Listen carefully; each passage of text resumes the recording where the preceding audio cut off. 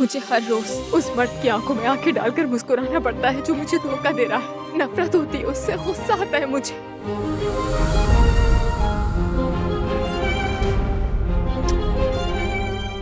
ये क्या कर रहे हो? सोचा कोई देख नहीं रहा तो प्यारी कर लो। चलो जाओ। फिर मिलते हैं।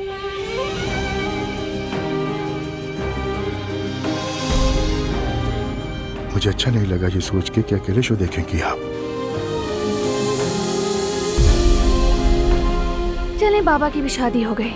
तुम्हें नहीं पता वो किस लिए शादी कर रहा है? मेरा मुंह ना खुलवाओ अभी। नानी, आपका मुंह तो कभी बंद होता ही नहीं। बेटा,